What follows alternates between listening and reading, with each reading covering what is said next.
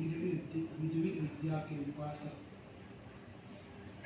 जो अनुग्रह करके हमारी वंदना कबूल करने के लिए यहाँ आए हैं, इन सभी को मैं हृदय से प्रणाम करता हूँ। आप सभी भाई बहन,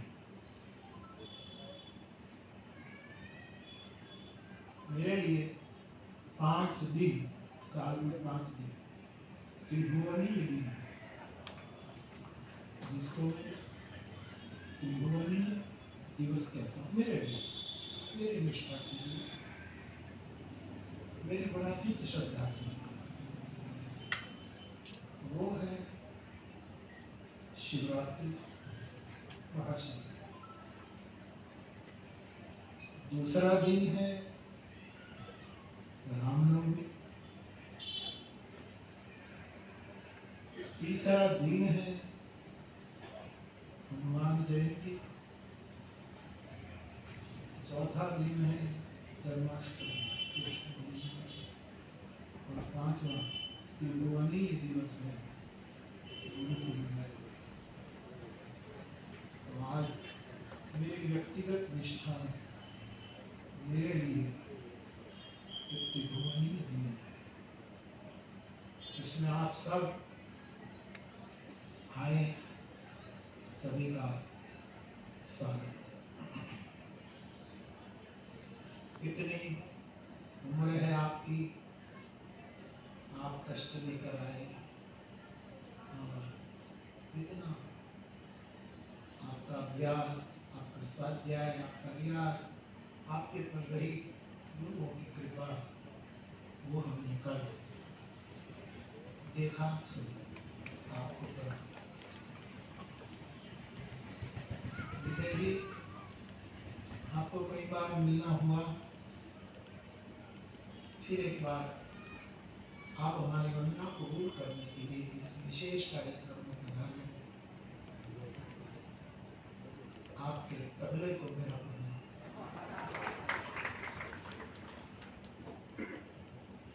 प्रसन्न साहब,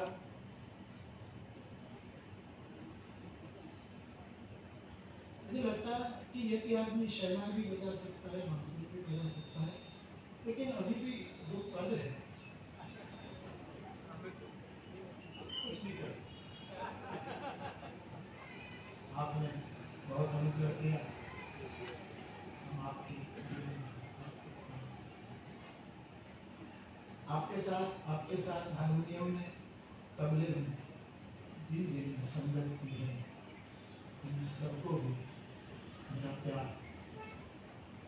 मैं सुनता रहता हूँ, और ये नई पीढ़ी का फ्यूचर मुझे बहुत दिखता है। ये दिन भी आएगा कि कभी इन लोगों की वंदना करने का अवसर हमें मिलेगा। मैं बार बार कह चुका हूँ कि हमारे मंदिरों में सुबह की मंगला आरती होती है, उसके बाद भगवान के श्रृंगार की आरती होती है, उसके बाद मध्याह्न को राजभोग की आरती होती है, उसके बाद तो सब अपनी अपनी परंपरा की रात्रि में शयन आरती होती है। जो बुजुर्ग, जो हरीश भाई ने जो नाम लिए कि किन किन की हमने वंदना की है, इन लोगों की तो हमने शयन आरती की। कोई कोई है, कोई चली गई अपनी विद्या में, लेकिन आए दिन हम मध्याह्न आरती करना चाहते हैं कि युवकों की आरती करें। युवा नर्तक, युवा भारत, युवा गायक, सीनियरों को प्रणाम करके सबका आशीर्वाद लेते हुए, तो आपने बहुत अच्छा हमें आनंद दिया। दीदी द्वय दोनों पद्मश्री, मुझे समझ में नहीं आया विषय कि दोनों को संयुक्त क्यों दिया, दोनों को एक एक देना चाहिए, लेकिन आप बता रहे बिरजू महाराज ने इसी प्रस्ताव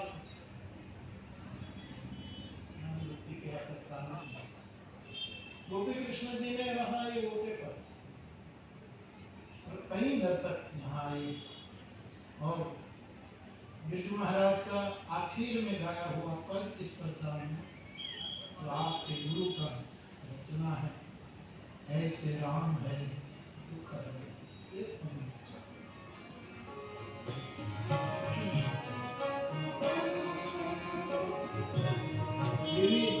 मैं कहना चाहूंगा कि हम 25-50 को इधर बैठे थे और महाराज जी यहाँ आखिर में एक पद का गायन कर रहे थे। कोई ऐसा नहीं था जिसकी आंख में आंसू नहीं।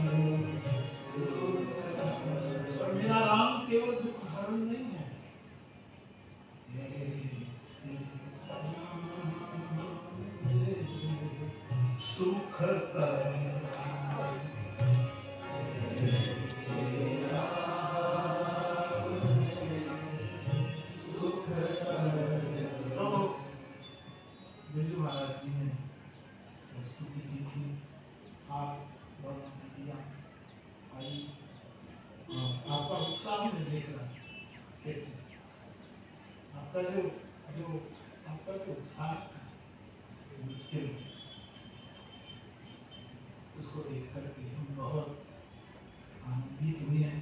आपका बहुत बहुत शुक्रिया। और आपने तो कहा कि बुलाते रहे, एडवांस में निमंत्रित करता हूँ, आप आते रहे। मैंने वो महाभारत सीरियल देखी और मैं को बड़े छोट कहा बता दूं। हमारे तुलसी ने कहा कौन बड़ा कौन छोटा, ये कहने में अपराध की संभावना। फिर भी कई सीरीज में तो ज्यादा कुछ दिखता नहीं, मेरे को क्या टीवी होता है। कभी कभी घड़ी मिलाने के लिए खाना खाने जाता हूँ तो घड़ी मिलाने के लिए लेकिन महाभारत सीरियल मुझे बहुत प्रसन्न और इसमें आपने जो जब शायद ने कहा कि निमंत्रण लेते हैं शायद आएंगे, मुझे बहुत खुशी है।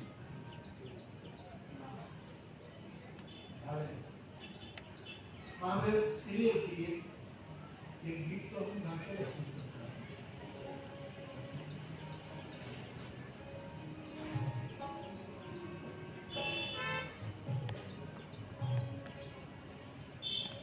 आपके सामने हम क्या कहें क्या गाए, इसलिए मेरा मुद्रा तो मेरे हनुमान के लिए।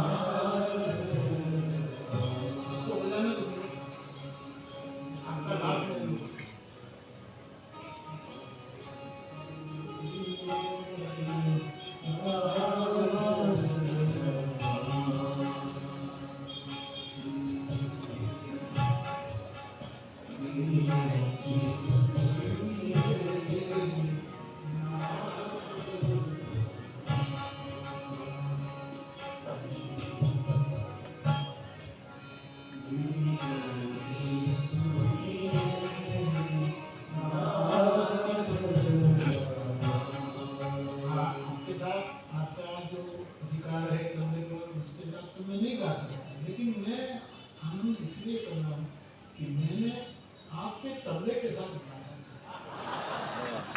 आपको कोई गौरव नहीं मिलेगा, लेकिन ये मेरे लिए, क्योंकि मेरा शिव जो आखिर में हनुमान बनकर धरती पर आया, उसके लिए मानस में लिखा है सकल कला, जिसमें तमाम कला के याद में,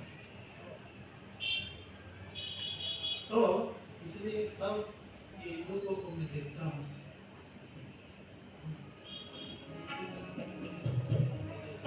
मुझे कहा गया है कि समय का कोई बंधन नहीं है,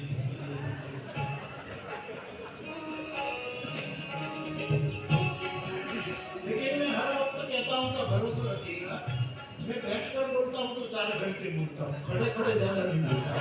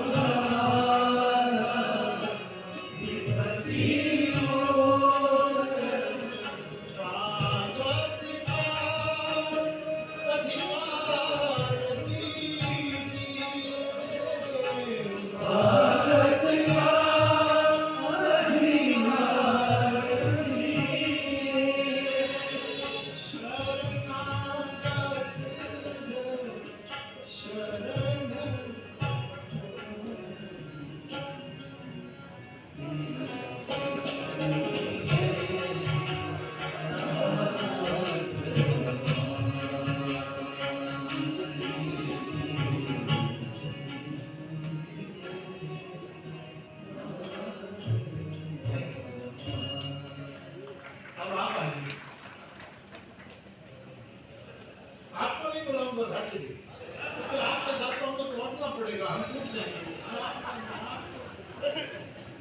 ये तो हमारे जो अभी खिल रहे कमल, हर वक्त में हनुमान जयंती में देखता हूँ कमल की एक पंखुड़ी इसी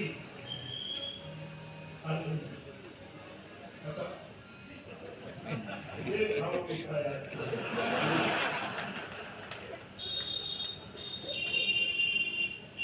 विनती सुनिए नाथ,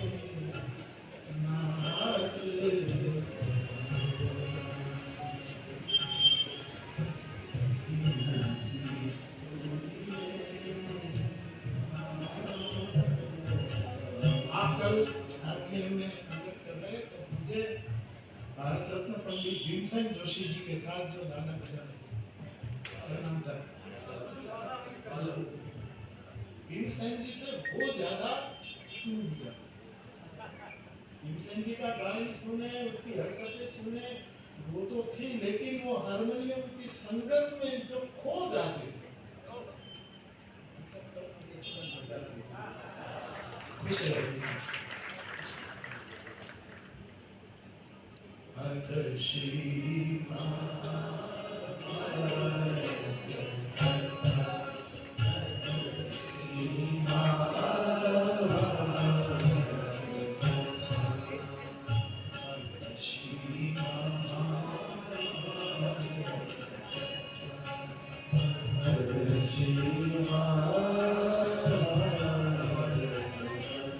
और द्रौपदी जी को तो ये पता ही है कि उसके कारण ये महाभारत कथा हुई थी।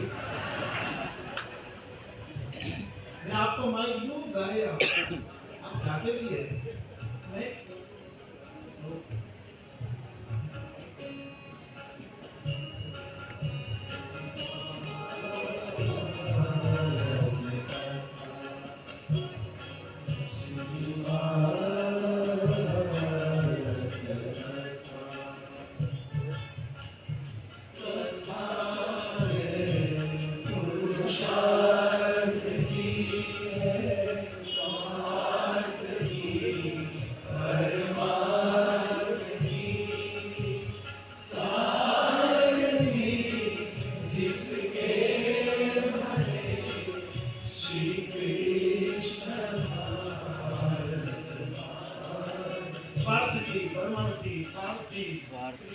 क्या शब्द का क्या सुंदर मीटर में गा रहे हैं।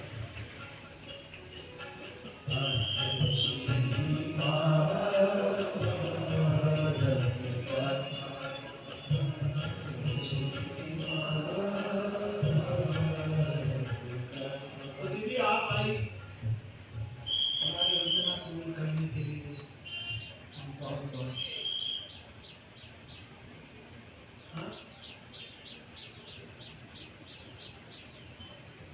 मैं तो आपका शुक्रिया अदा करता कि आप आए और आपने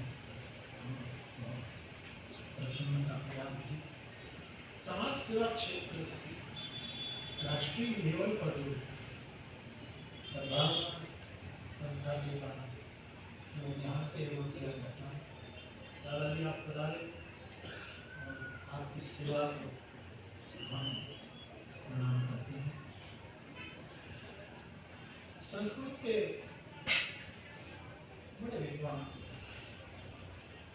हमारे अस्मिता पर्व, संस्कृत पर्व आदि आदि कार्यक्रमों में आपकी उपस्थिति होती ही रही। आज हमारे आदरणीय बड़ी विजय पंजाबी संस्कृत का वाचस्पति अपने आप को धन्य महसूस करते हैं। सुगम संगीत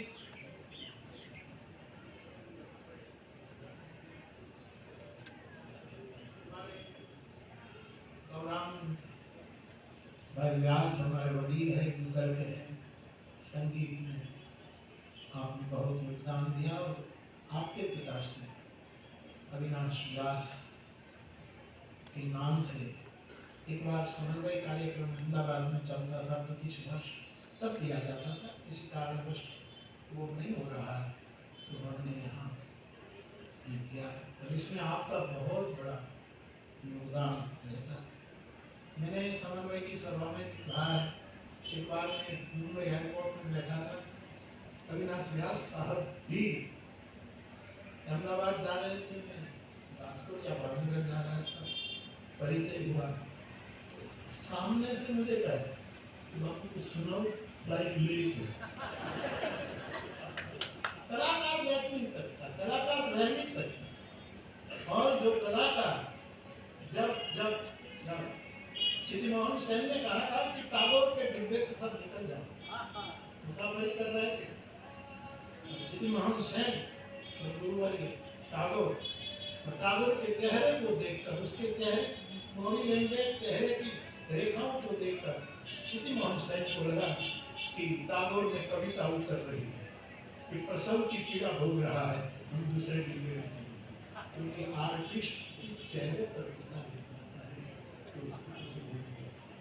उसको एक पीड़ा, एक चुभन शुरू, और सब दूसरे कंपार्टमेंट में चले गए और कविवर ने एक कविता को जन्म दिया। कलाकार जो होता है, अब मैं कहाँ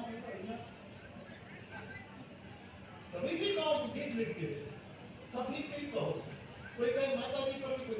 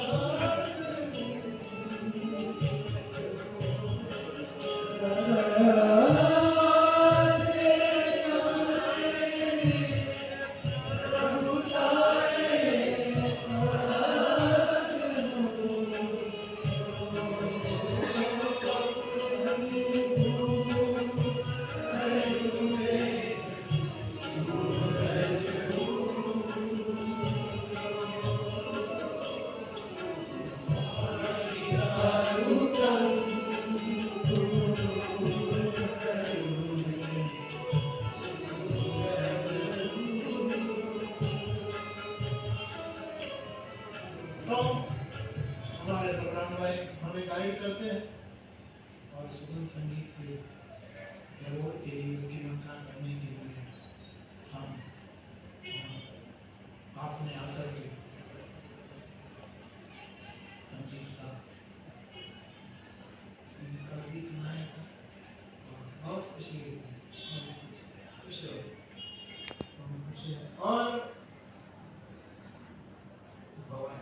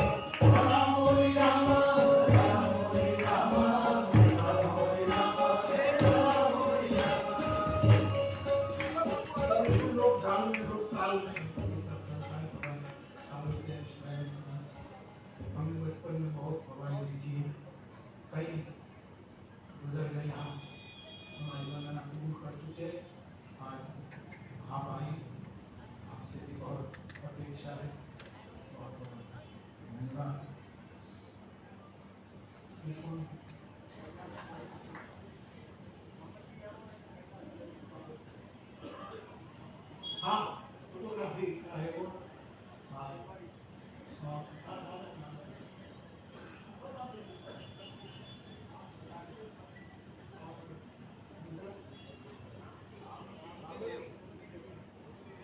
हाँ काम पे हमने वाचस्पति अवार्ड अलिफाइन का फिर कामती अवार्ड शुरू किया तुलसी अवार्ड हम देते थे फिर हमने उसकी धर्मपत्नी रत्नावली के नाम से भी अवार्ड शुरू किया क्योंकि वो रह नहीं जाने अब नारी समानता की बात हो जगह तो जो होती हो यहाँ सबसे पहले यहाँ 33% नहीं है 60%। इसलिए हनुमान जी के आदमी माताएं न उतार सके बहन प्रणाम न कर सके सुंदरकांड का पाठ न कर सके ये जो एक बहुत अकारण कुछ डाल दिया है माताओं के इसलिए मैं हर वक्त माताओं से हनुमान जी के आरती तो आप आइए एक अवार्ड इस बात लेके हमने फिल्म वाला सब इतने व्यस्त होते हैं सही है बाकी सब हमारी बात को कबूल भी करते हैं कि बाबू हम हो रहे हैं लेकिन इतने व्यस्त होते हैं अपनी शूटिंग के लिए तो अगले साल तो 8 दिन में भी अगली हनुमान जयंती का तारीख देंगे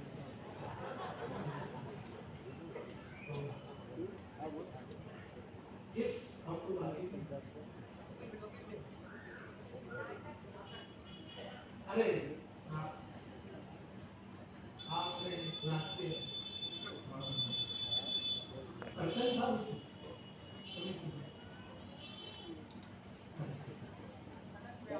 आप आए आपने मुझे कहा कि मेरी श्रीमती जी को बुलाओ पता नहीं क्या है और फिर मुझे धीरे से कहा कि उसका मेरे साथ साथ में होता तो मैं कर नहीं सकता पुरुष नाटक करता है तो भी बीवी के साथ में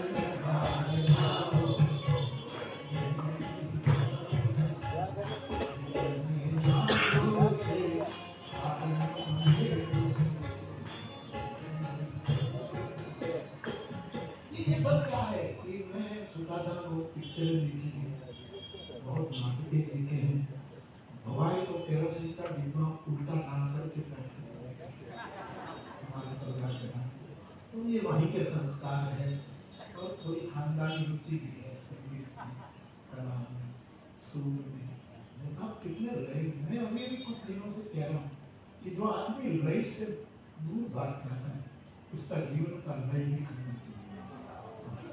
मेरे सभी श्रोताओं को पूरी दुनिया को कहता है कि लय मत छूओ। शास्त्रीय गायन हो, अनुवाद्य हो और वाद्य हो, कोई भी हो, लय होना चाहिए। हमारे रामेश्वर स्तोत्र में तो विश्वामित्र जी ने कहा रामे चित्त लय सदा भवतु में। राम के अंदर मेरा चित्त लय जो कोई जो अभिनय करते इस सबकी लय की महिमा। पति पत्नी के बीच में लय हो तो कभी तलाक की मुसीबत नहीं आ सकती। लय टूटा, इसके लिए समाज में संघर्ष है, पूरी दुनिया पर युद्ध मंडरा रहा है। ऐसी स्थिति में लय की बहुत कहता रहता हूँ कि एक आदमी ट्रेन के डिब्बे में बैठा था, उसका कंडक्टर जो था उसको कहा कि मुझे अगले स्टेशन पर उतरना है, बहुत आवश्यक काम है। तो उसने कहा कि वहाँ ट्रेन रुकेगी ना, मेरा तो बहुत महत्व का काम तो दुनिया में समझता है कि ये तो आंकड़े वाली नहीं, वो इतना हड़प कर रहा है। कंडक्टर को लगा इसको बहुत आवश्यक काम होता है। उसने कहा कि मैं रोक तो नहीं सकता ट्रेन, लेकिन उस स्टेशन पर आते आते ट्रेन को धीमी कर दूंगा, लय पकड़ कर दूंगा। जब ट्रेन से उतरते हैं ट्रेन के साथ साथ थोड़ा दौड़ना पड़ता है, वरना गिर जाएंगे।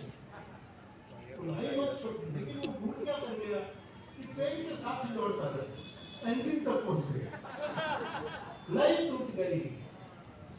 और इसका आवश्यक जीव का लय रामे चित्त लय सदा भवतु में भो राम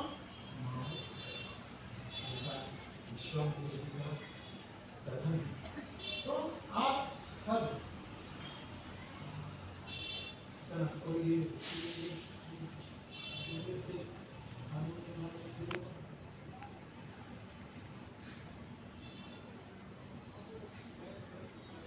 अच्छा जो उसको कहिए जरा तबियत क्या जान और लेकिन मजा आता है, मजा। अच्छा हाँ चलो मेरा तो बात ये तो मैं मेरी प्रसन्नता व्यक्त करता हूँ। हनुमान जी के बारे में तो क्या योग वासिष्ठ रामायण उसमें मंगलाचरण ऋषि तीन प्रणाम और हनुमान जयंती पर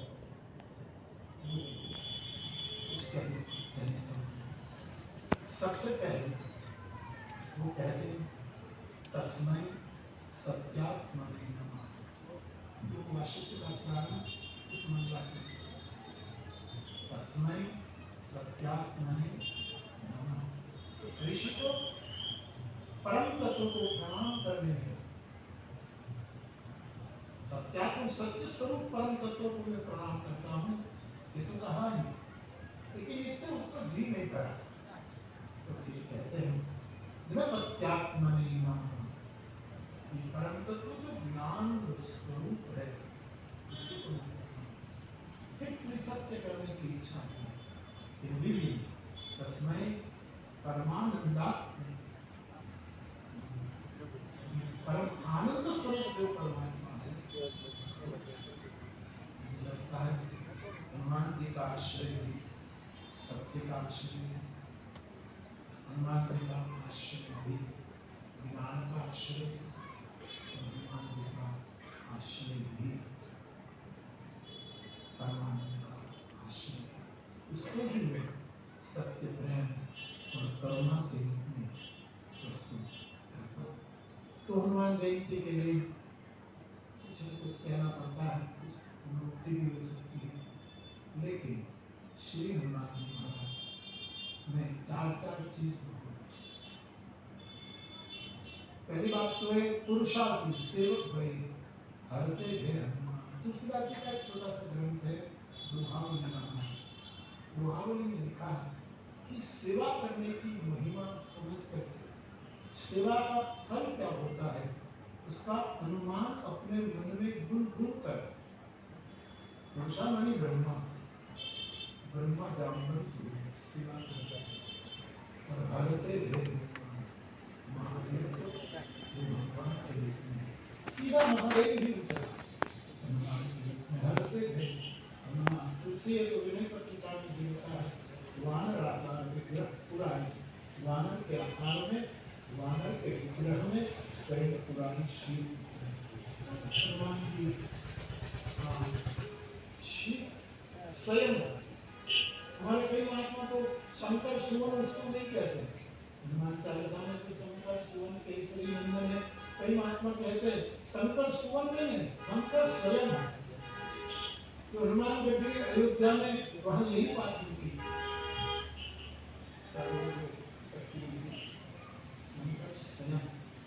तो हनुमान जी रुद्रावतार है स्वयं शंकर है उसमें चार चीज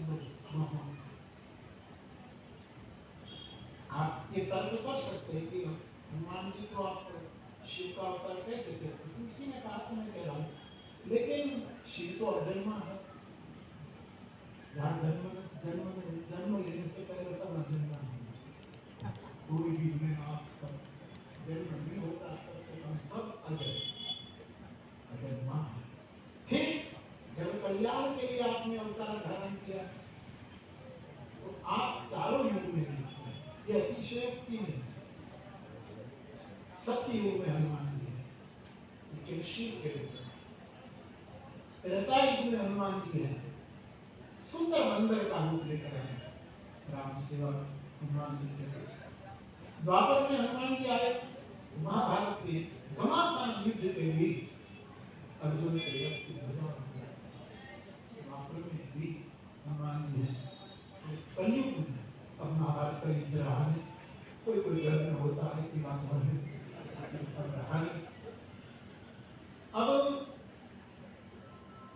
त्रेतायुग राम का काल भी गया सतयुग भी गया अब कलयुग है हनुमान जी सोचने लगे कि द्वापर में गजा में बैठा त्रेता में राम के खांजे में लगा सतयुग में शिव रूप में बैठा लेकिन कलयुग में हम जाओ कहाँ तब तल्ला का कथा में आ जाए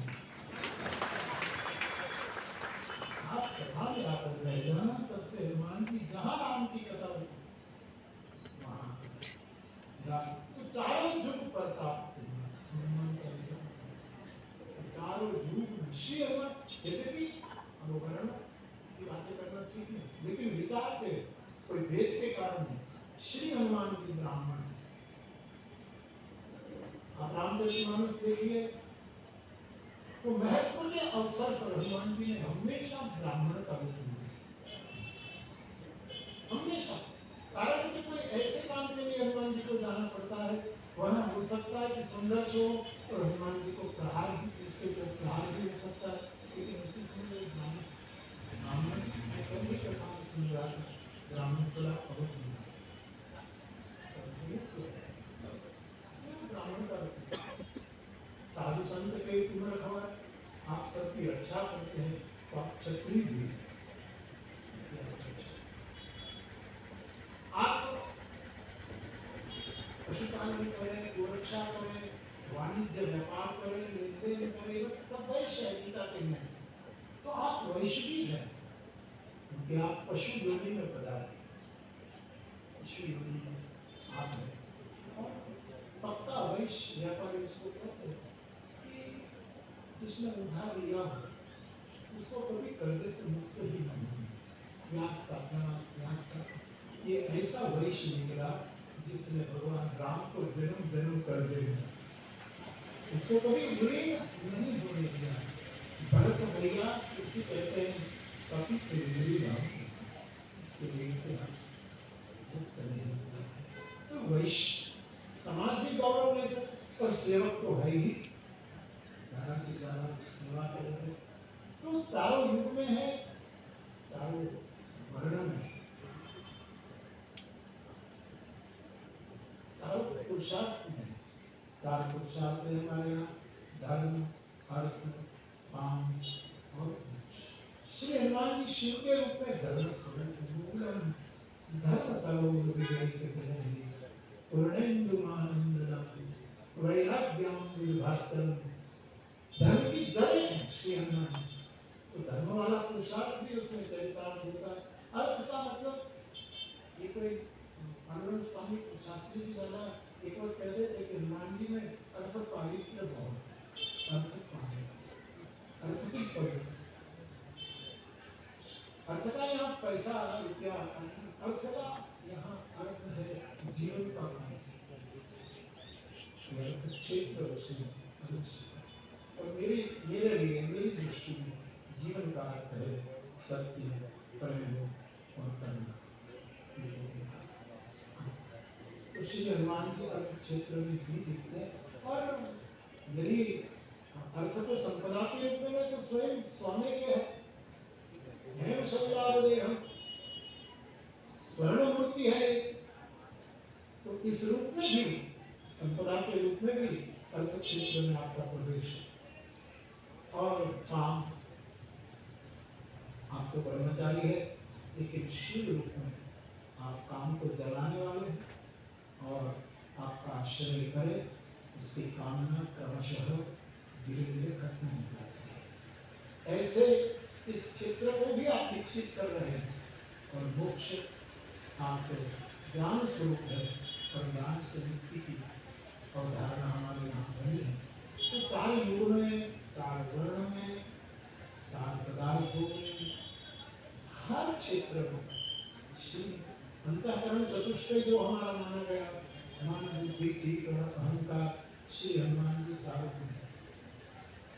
मन के समान उसका वेग है। जैसे मन दौड़ता है ऐसे उसका वेग है। इसकी मन क्षेत्र में बुद्धि बताऊं वरिष्ठम तो बुद्धि क्षेत्र में श्री हनुमान जी उसकी एकाग्रता तो देखो हमारे मानस में लिखा है कि समंदर पार करके कौन जाए बड़ा जन्म मरण का समस्या ही सीता जी तो है वहां लेकिन जाए कौन तो सब ऊपर नीचे हो रहे थे। कोई कहे इतना जा सकते हैं कोई कहे ये करें लेकिन जाए और जानकी की खबर लेकर आए ऐसा कोई नहीं। उसी समय इतना वो हो रहा है उसी समय हनुमान जी योगस चित्त वृत्ति निरोध शांत चित्त वृत्ति को निरोध करके जानवर को उसको जगाना पड़ा।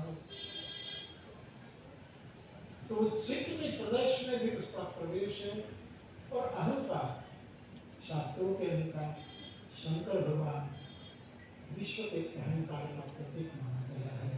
इसलिए ये श्री हनुमान तो 4 वस्तु में श्री हनुमान हमारे विद्वानों में तो हनुमान जी का वर्गीकरण चारों वेदों का दृष्टांत देने को कहा कि यहाँ सामवेद में यहाँ यजुर्वेद में यहाँ ऋग्वेद में ये सब वेदों में भी अथर्व में आप मैं एक बात आपको कहना चाहूँगा ये मेरे लिए है आपको स्वीकार करने की जरूरत नहीं लेकिन जिस तरह से त्रिभुवन के पास मैंने हनुमान जी के बारे में सोचा देखा समझा गाया उसमें हमारे यहाँ एक कहानी आती थी बहुत पुरानी कहानी है।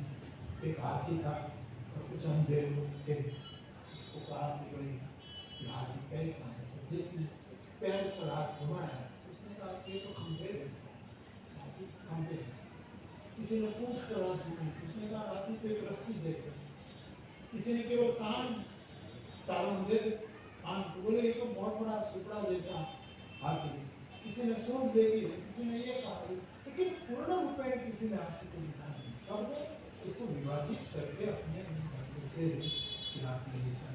लेकिन पूर्णतः हाथी को गुरु कृपा से जिसके आंख में विवेक आ गया वही कह सकता है कि पूर्ण रूप में ये तो सब उसके शरीर के विभाग मुझे लगता है कि तुलसी राम को पूर्ण रूप में वाल्मीकि ने पाया तो ये राम एक आदर्श पुरुष वाल्मीकि को बहुत तकलीफ होती है राम को ब्रह्म कहने में। उसकी दृष्टि में राम एक मानव महामानव परम मानव चलो परम मानव चलो लेकिन मुझे लगता है कि बहुत छूट गए, बहुत।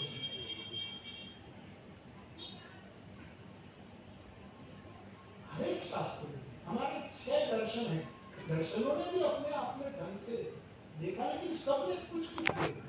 मैं तुलसी को गाता हूँ इसलिए नहीं कह रहा हूँ, और तुलसी को गाते गाते मुझे 65 इयर्स हो गए, इतने सालों से मैं गा रहा हूँ। तो गुरु कृपा से मुझे लगता है कि हनुमान जी को और तुलसीदास जी राम के चारों इसमें वाल्मीकि का दर्शन भी आ जाता है, वेदों का दर्शन भी आ जाता है। क्योंकि तुलसी का ग्रंथ मेरी दृष्टि में देखो चारों वेद का साथ है। तो विजय बाबा बता तो संस्कृत के विद्वान बता कि चारों वेदों का सार है उपनिषद। इसका अर्थ है, इसका जूस आखिर तक निचोड़ करके वेदों से निकाल, जिसको हम उपनिषद कहते हैं। लेकिन उपनिषद का यदि कोई सार है तो भगवद गीता, उपनिषद ब्रह्म जिज्ञासा योग शास्त्र कहकर हरेक अध्याय की समाप्ति होती है। तो वेदों का सार है उपनिषद, उपनिषदों का सार है भगवद गीता, और भगवद गीता का सार है रामचरितमानस। ये मैं मानता, आपको मानने की कोई जरूरत, आपके लिए यहाँ आए हैं तो सुनिए बस, इससे ज्यादा आपकी कोई जिम्मेवारी नहीं, बोलने वाले की ही जिम्मेवारी है। रामचरितमानस, इसलिए हमारे पंडित रामचंद्र जी महाराज तो ये कहा करते थे कि गीता में योग है, जैसे विशाल योग, कर्म योग, ज्ञान योग, कला योग, और रामचरितमानस में प्रयोग है। तो गीता में केवल योग की बात आई, उसका प्रयोग मानुष में होगा, ये बड़ा सटीक और अकाट्य निवेदन आपका है। तो गीता का सार मुझे जो लगता है वो रामचरितमानस, रामचरितमानस का सार है, जो हम सब ने आज एक घंटे तक पाठ किया सुंदरकांड, कि पूरे रामचरितमानस का सार है सुंदरकांड, पूरे सुंदरकांड और पूरे रामायण का सार है जितनी रामायण। तो सुंदर रामायण का सार है हनुमान चालीसा, और हनुमान चालीसा का सार है मेरे राम नाम। राम का ये विस्तार है, राम का ये फैलाव है। तो मैं ये कहना चाहता हूँ कि रामचरितमानस को चारों ओर से विवेक दृष्टि से यदि किसी ने, इसलिए वो स्वयं संकेत भी करते हैं, सच्चिदानंद तो नाना पुराण निगमागम, और ये सब कहते कहते कुछ और है जो कहीं न भी हो, ऐसा कुछ, ऐसा रामचरितमानस। और इस मानस की कथा जहां जहां होती, कोई भी हमारा वक्ता करता हो, महर्षि हनुमान जी तो भगवान गए साके, तो पूरी अयोध्या के हनुमान जी तो खड़े, पूछा कि हनुमान जी नहीं आएगा, बोलिए महाराज कि आप साके जाते हैं, आप लोग जाते हैं, आप कहाँ, वहाँ कथा है, उन्होंने कहा वहाँ तो सब बिजी है, सब कोई व्यस्त है, सब वहाँ किसी के पास समय नहीं कथा। तो हनुमान जी ने कहा तो वहाँ आने का मेरे पास भी समय नहीं, मैं तो जहाँ कथा होगी वहाँ, और राम कथा तो साफ कैलाश में भी होती। कभी कभी हम सुनते हैं कि कैलाश में कथा नहीं है, स्वर्ग में कथा नहीं है, लेकिन ब्रह्मलोक में भी राम कथा होती है। नारद जी अयोध्या आते हैं, संत कुमार अयोध्या आते हैं, राम का नित्य नूतन चरित्र देखते हैं, फिर ब्रह्मलोक सत्यलोक जाते हैं, पितामह पूछते हैं कि आज राम की लीला तुमने क्या देखी, वो वहां जाकर ये कथा। तो ब्रह्मलोक में भी कथा है, कैलाश में तो वही, वो तो उसका मूल केंद्र है, राम कथा का घराना ही कैलाश है, एकमात्र घराना कैलाश है रामचरितमानस का। तो हर जगह त्रिभुवन में फैली है राम कथा। इसी प्रकार हनुमान जी ने कहा कि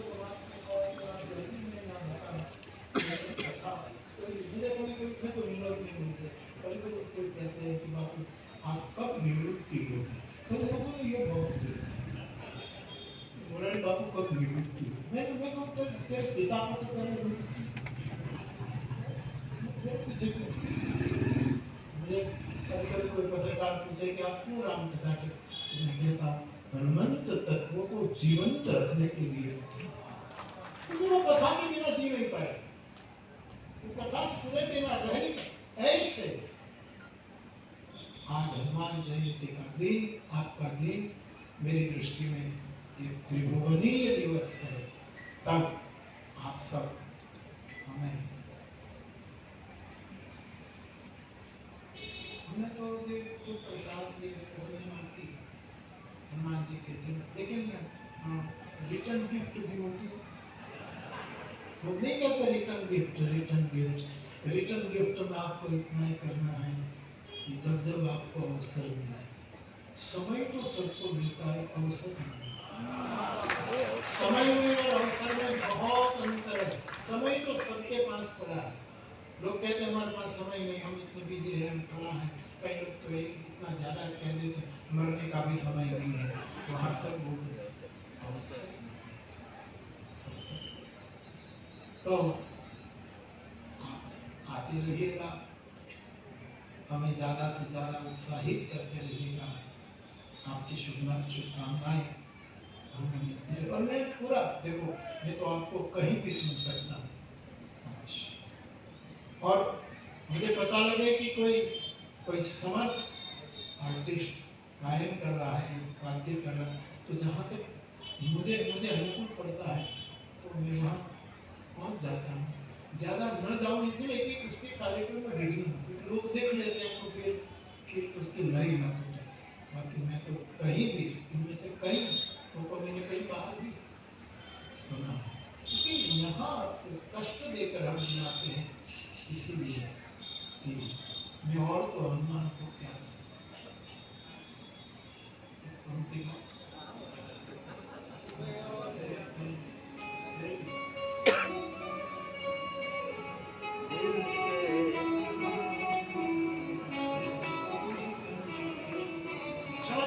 फिल्म की पंक्ति है, लेकिन मेरा हनुमान को मैंने हर चीज का शौकीन बना दिया है। एक बार में कोई पिक्चर की पंक्ति लगाऊं तो वो थोड़ा नाराज महसूस होता है, उसको आदत डाल दी है।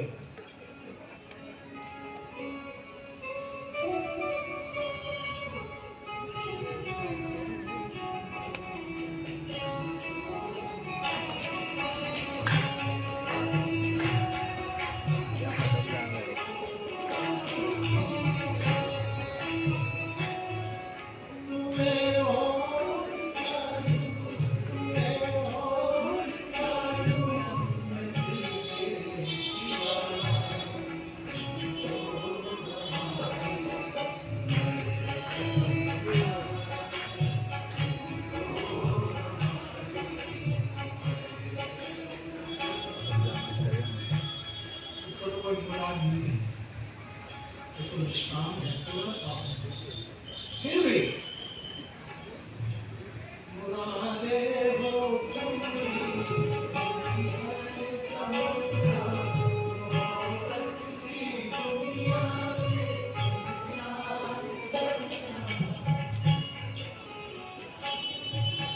सबसे बड़ी तकलीफ क्या है? खुदा दिल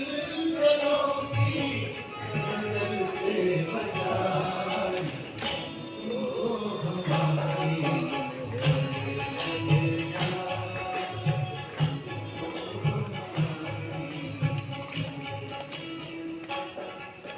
एक पिक्चर मैंने बचपन में देखी, ये संस्कार है।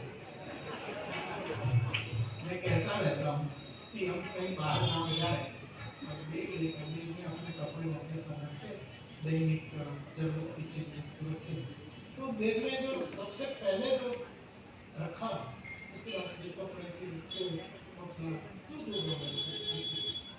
पैक कर दे, तो फिर जब खोले तो आखिर में जो रखा वो पहले निकला, पर सबसे पहले रखा वो सबसे जीवन में क्या पहले के संस्कार जो अंदर दबे होते हैं वो कभी न कभी बाद में निकलते हैं।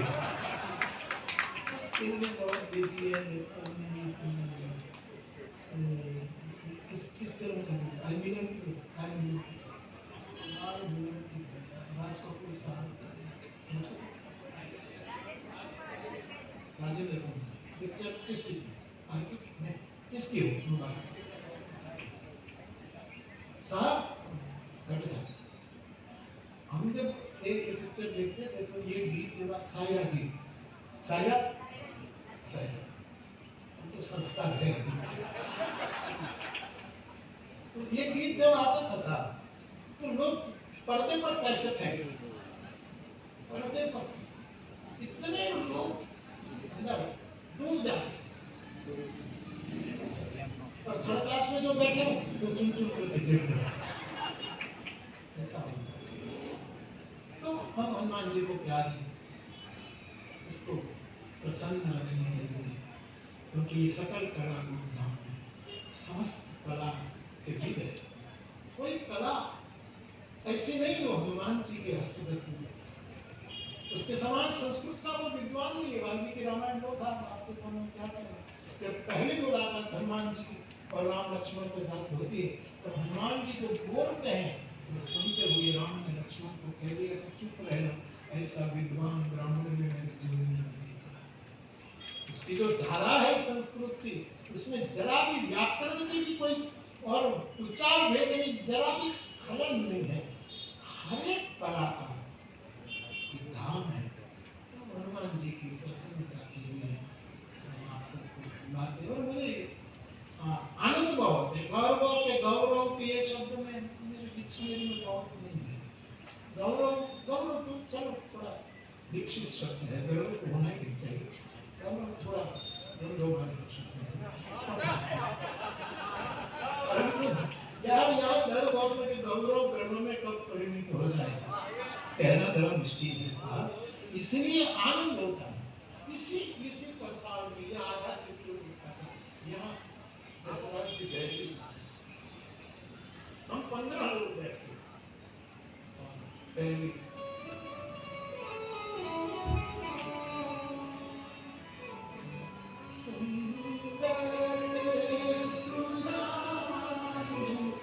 कृपा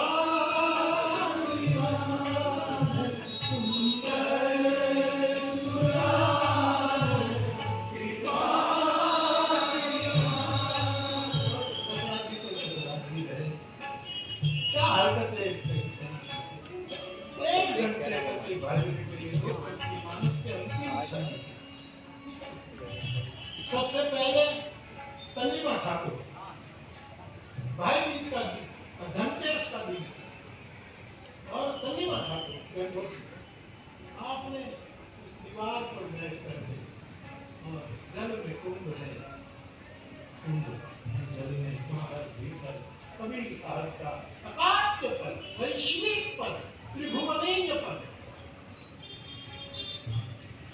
फिर तो जी कलकत्ते से तब इतने में होता है। और सुनने वाले हम 25-50 लोग होते हैं, क्योंकि मेरा गांव इतना समझदार है, तो मेरा गांव वो समझते हैं कि हनुमान जयंती होगी तो उसमें ऐसी शास्त्रीय सब होगी कि हमारे बस की बात आते ही नहीं, वरना पूरा गांव आता तो और को बैठने की जगह वो आते ही नहीं। लोक साहित्य हो, भजन यहाँ ऐसे ऐसे देखते थे। बाबा एक बार वहाँ बैठ के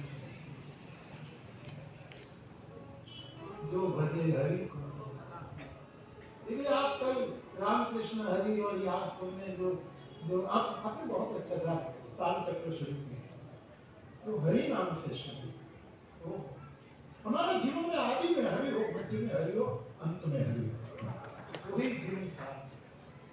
तो आपने ये जो नया पूरी वाकई यात्रा दिखने लगती है, पूरी रामकृष्ण हरि और नीली नदी